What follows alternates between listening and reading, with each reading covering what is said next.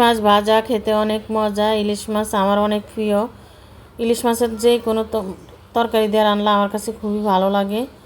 আমার ছেলে ভাজা খায় কিন্তু রান্না খাইতে চায় না। এই যে মাছগুলো এমনি বড় বড় ডিমালা কিন্তু বোঝা যায় ছোট। খেতে খুবই ভালো লাগছে।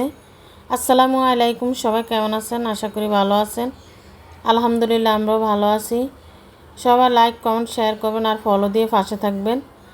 এই যে মাছগুলা হলুদ লবণ মরিচের গুঁড়া সরষের তেল দিয়ে মেখে ভালোভাবে এখন ভাজি করতেছি। আর ওই চুলায় মাথা টাথা লেঞ্জা টেঞ্জা দিয়ে একটা তরকারি রান্না করব। মাছগুলো উল্টে ভেজে নিব। আস্তে আস্তে মাছগুলো ভাজতেছি যেমন ডিমগুলো ভালোভাবে হয়। ডিম অনেক বড় বড় ডিম, ফ্যাটের ভিতরে ফ্যাট ভরা।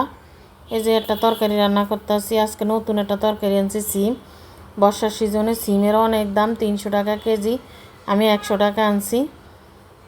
আলু দিয়ে টমেটো দিয়ে আর সিম দিয়ে রান্না আমার কাছে খুবই ভালো লাগে।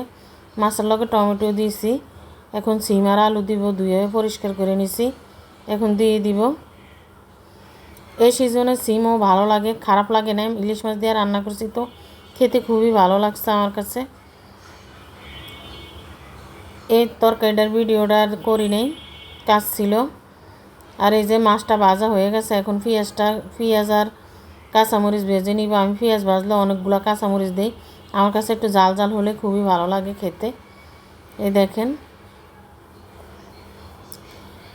খুবই ভালো লাগছে। আল্লাহর নেয়ামত, কারণ আল্লাহ চাইলে সবই খাওয়া যায়, না চাইলে কিছুই খাওয়া যায় না। এতদিন ইলিশ মাছ ছিল না বাজারে, মোটামুটি পাওয়া যায়, তবে অনেক দাম। এই যে তরকারি সব হয়ে গেছে। সব ভালো থাকবেন, বেশি বেশি করে সাপোর্ট করবেন। আল্লাহ হাফেজ।